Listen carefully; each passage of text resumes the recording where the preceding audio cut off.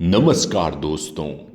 आज के इस वीडियो में इस हथेली का विश्लेषण करेंगे और जो भी महत्वपूर्ण बातें होंगी वो आपको बताने की हम कोशिश करेंगे।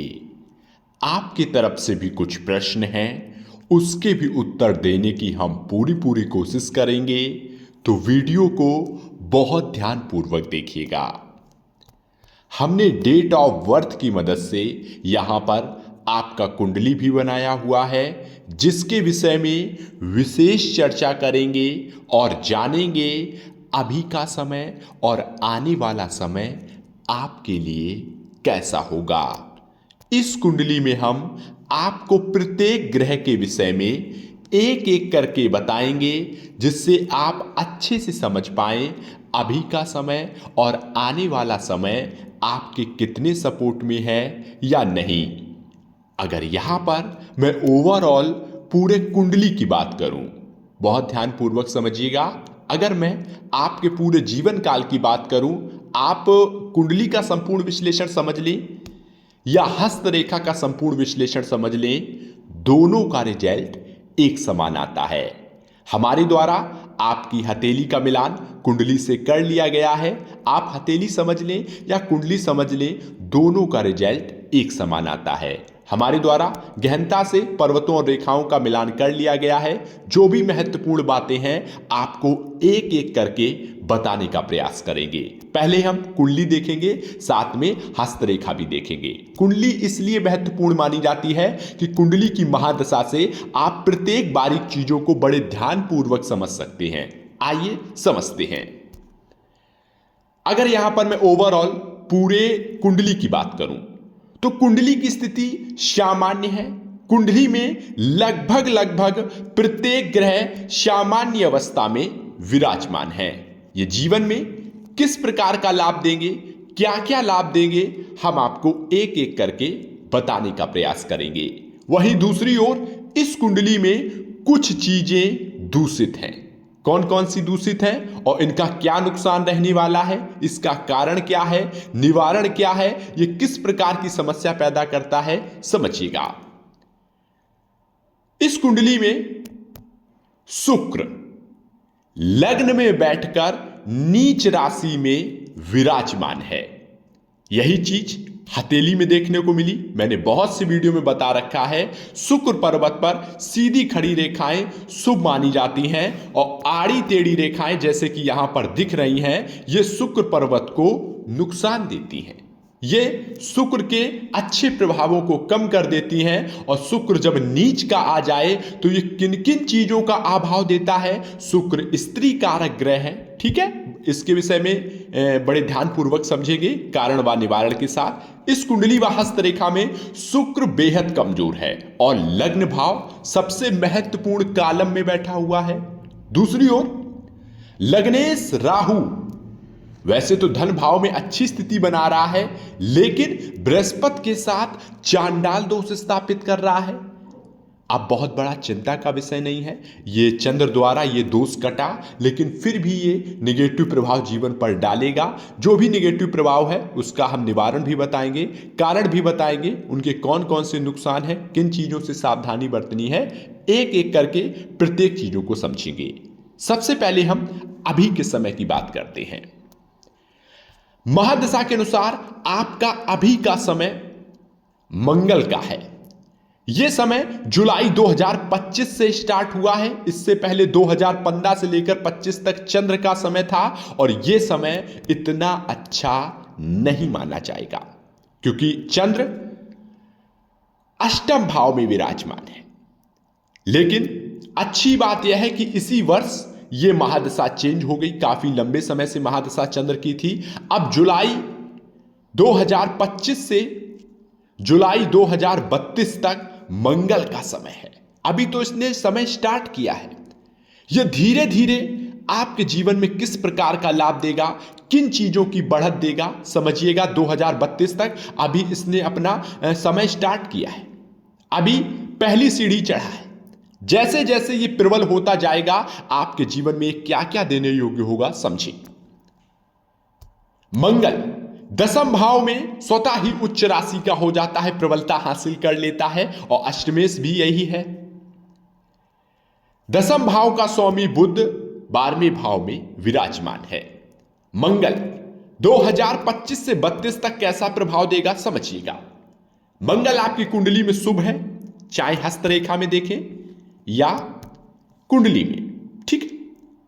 यह आपको साहसी बनाएगा, आत्मबल प्रदान करेगा, नेतृत्व करने की क्षमता प्रदान करेगा। किसी संस्था की, किसी ग्रुप की, किसी कार्य क्षेत्र में नेतृत्व करना, लीडर बनना, कोई पद प्राप्त होना, ऐसी चीजें दिलाएगा।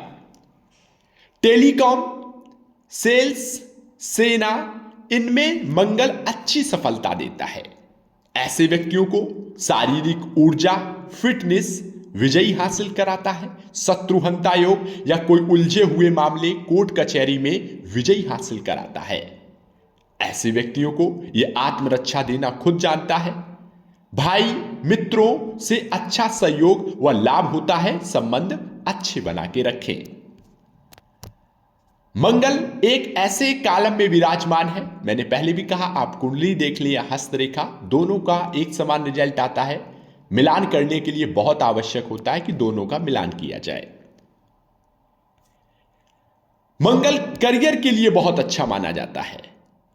2025 जुलाई के पहले का समय करियर के लिए इतना अच्छा नहीं कहा जा सकता, लेकिन अभी का समय यह कार्य क्षेत्र का ही भाव होता है, तो ये करियर के लिए बड़ा उत्तम माना जाता है। जैसे जैसे मंगल का समय बढ़ेगा 2032 तक लगातार कार्य क्षेत्र में पद प्रतिष्ठा, मान सम्मान बढ़ता रहेगा और अच्छा लाभ, अचानक से लाभ, गुप्त विद्याएं भी हासिल होगी।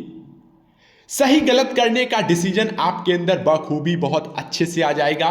क्या गलत है क्या सही है किसी से पूछने की आवश्यकता नहीं पड़ेगी, आपको यह भली बाती अच्छे से ज्ञात करा देगा। जब मंगल दसम भाव में हो तो स्वतः ही उच्च राशि में आता है, जो विल पावर को बढ़ा देता है। ऐसे व्यक्तियों को ज्ञानी, शत्रुहंता योग, शत्रु स्वतः ही खत्म होते हैं। समाज में नाम। एक चीज का ध्यान रखें, लंगर ना खाएं। जहां भंडारे या लंगर का खाना होता है वहां भूल के भी ना जाएं और ना ही खाना खाएं। अगर जाना मजबूरी है तो भाई वहां जितने का खाना खाएं उससे ज्यादा का दान करके आएं। अन्यथा आप अपने अच्छे कार्यों को, जो लंगर करा रहा है, उसके दायरे में अगर आप वहां पर खाना खाते हैं, उसके नाम का खाना खाते हैं किसी लंगर में जाकर, तो आप अपने पुण्य उसको दे आते हैं। ऐसा सबके लिए नहीं है, केवल आपके लिए है, क्योंकि मंगल की महादशा है। तो अगर जाना जरूरी है, वैसे तो जाए नहीं। अगर फ्री का खाना, लंगर, भंडारे का खाना खा रहे हैं या प्रसाद किसी से पा रहे हैं, तो वहां पर पूजा में 5, 10, 20, 50 रुपए जितने का खाएं उससे ज्यादा का देकर आए, तो आपका भाग्य आपके सदैव पास रहेगा। ठीक है। जब भी व्यापार के क्षेत्र में कूदें तो अपने पिताजी के पैसे से या पिताजी से पैसे उधार लेकर कार्य करें, तो आपको बहुत उत्तम और लंबे समय तक लाभ देगा। पिता के लिए यहां का सूर्य थोड़ा अशुभ होता है। मंगल की बात करें तो 2032 तक ये 3 चीजों में बढ़त देगा। घर, भूमि, वाहन, भौतिक वस्तु, अच्छे कपड़े, भूमि, वाहन का एक उत्तम संयोग घर का सुख, पद प्रतिष्ठा, संतान का भी सुख देकर जाएगा। आगे बढ़ते हैं, आपको अच्छे से समझ में आ रहा होगा। आगे बढ़ते हैं तो राहु इस हथेली का प्रमुख कारक ग्रह है।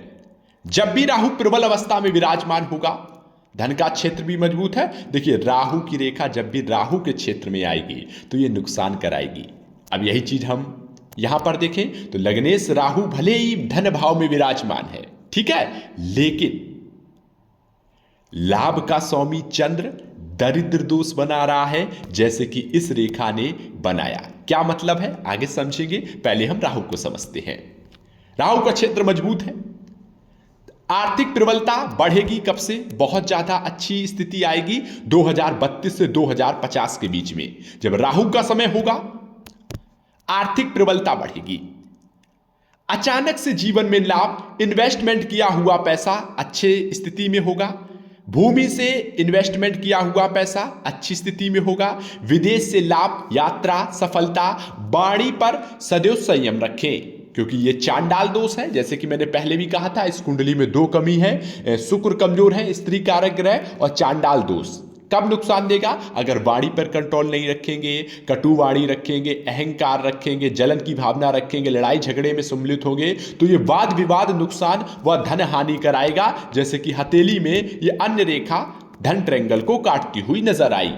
ठीक है, तो कभी भी क्रोध या जल्दबाजी में काम ना करें, किसी दूसरे के वाद विवाद से दूर रहें, तो आपको ये धन से संबंधित अच्छा लाभ होगा। इससे बचने के लिए क्या करें? अपने काम पर फोकस रखें। ठीक है, यहां पर जब भी लग्नेश धन त्रिकोण में होगा तो ऐसे व्यक्ति मेहनत पर और धन पर अधिक फोकस रखते हैं, जो अच्छा भी है। ठीक है, बस वाद विवाद से दूर रहें। इससे बचने के लिए शिव की पूजा कर सकते हैं, नंबर 1। नंबर 2, गोमिद रत्न पहन सकते हैं। अगर गोमिद नहीं पहन सकते तो पुखराज रत्न पहन ले तो आपकी स्थिति अच्छी होगी। गुरु की स्थिति पड़ रही है तो एक तो आयु में वृद्धि हो गई, आयु में कई प्रकार से वृद्धि हुई। ठीक है, तो एक अच्छा सुंदर लंबा जीवन यापन करेंगे। क्योंकि शनि की बात करें तो शनि अपनी ही राशि में रोग ऋण रिपु में विराजमान है। क्या तात्पर्य है? यह रोगों से लड़ने में सफलता देगा। कितनी भी गलत स्थिति परिस्थिति में फंस जाएं, आप निकल आएंगे।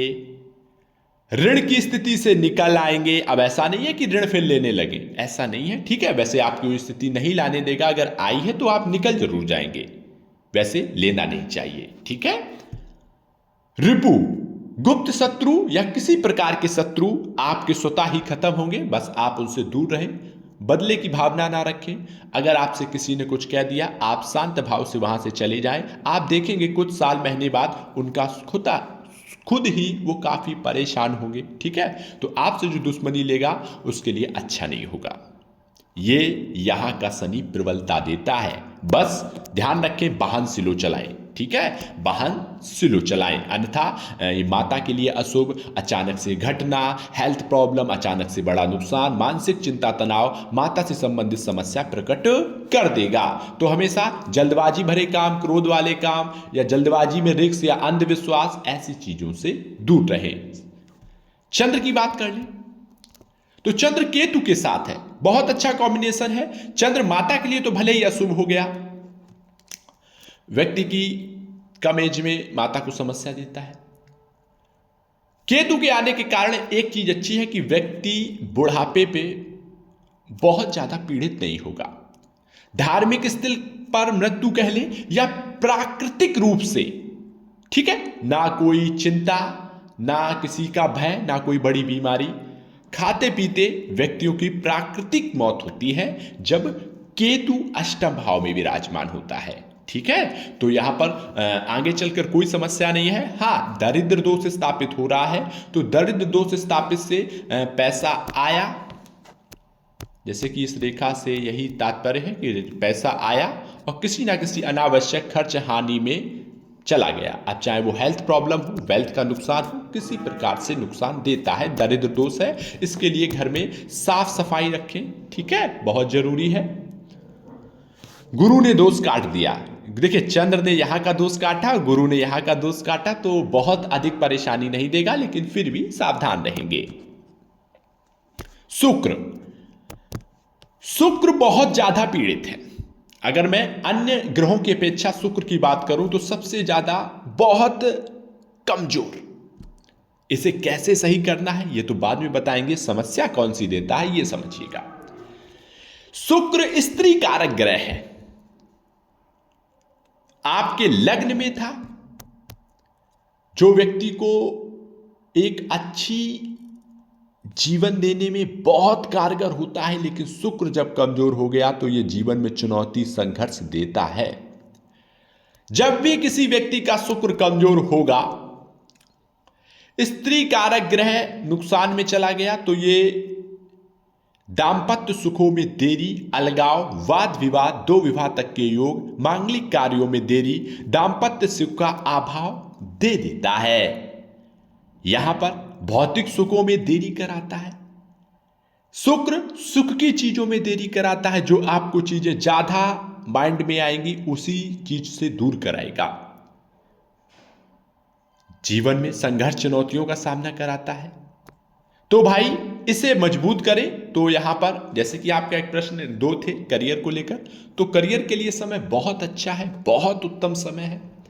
मैरिज के लिए बात करें तो भाई शुक्र कमजोर है, सुखों का अभाव देता है, देरी कराता है, अलगाव देता है, मांगलिक कार्यों में अड़चन लाता है। सुख में शुक्र स्त्री कारक ग्रह कमजोर है, क्या करें? विधवा औरत का सम्मान करें, उनका आशीर्वाद लें, उन्हें का मदद करें।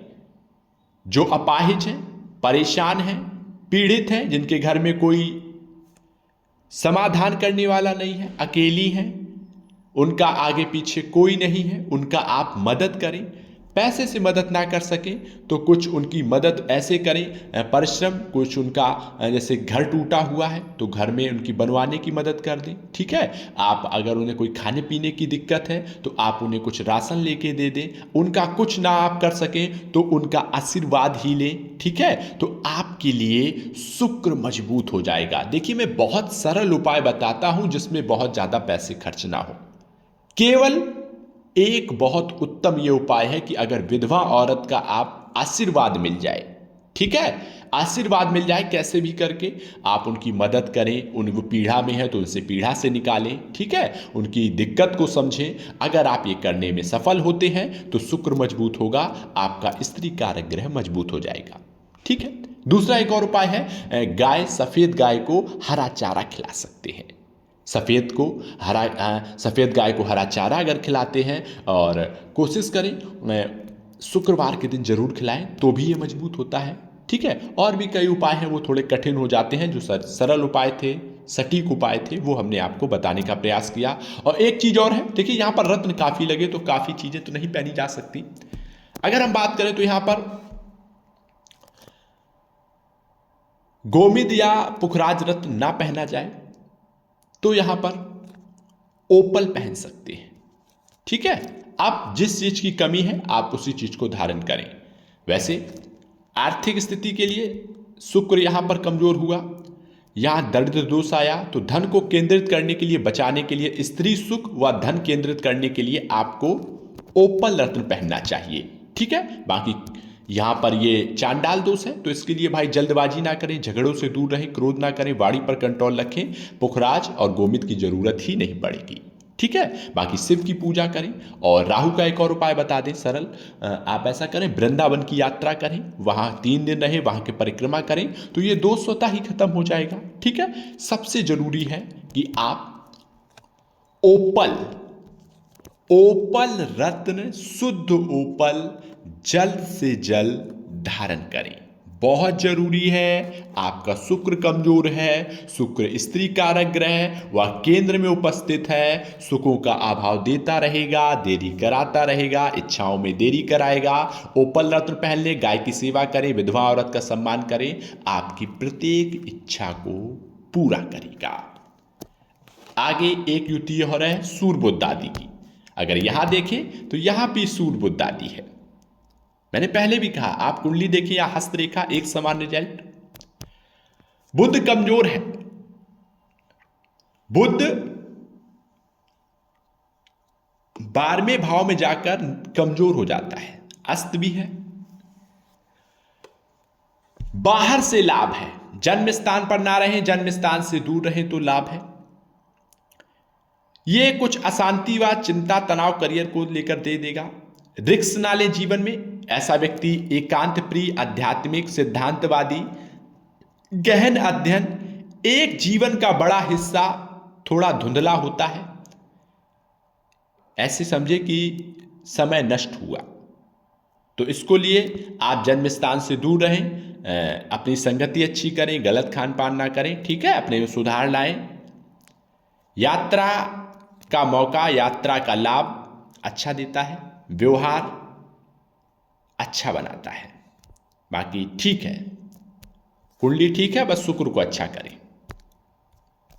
समय आपके सपोर्ट में आ चुका है। सबसे अच्छी बात यह है कि समय प्रबल होना चाहिए। अभी तक समय इतना अच्छा नहीं था, समय प्रबल आ चुका है। मेहनत करें, आपको सफलता मिलेगी, नाम, इज्जत, सारा कुछ, क्योंकि मंगल पद प्रतिष्ठा सम्मान बहुत देता है। धन की स्थिति बढ़ाएगा, भौतिक सुख देगा। शुक्र को अच्छा कर लें, मंगल बहुत अच्छे परिणाम देगा। आगे राहु का समय है, धन के लिए बहुत प्रबल होगा। धन से संबंधित बचत व अच्छी स्थिति बनाएगा। 2050 के बाद 2066 तक बृहस्पति का समय होगा, इसके बाद शनि का समय होगा, और बृहस्पति भी धन भाव में है। ठीक है, सब कुछ ठीक है, बस इसको मजबूत करें।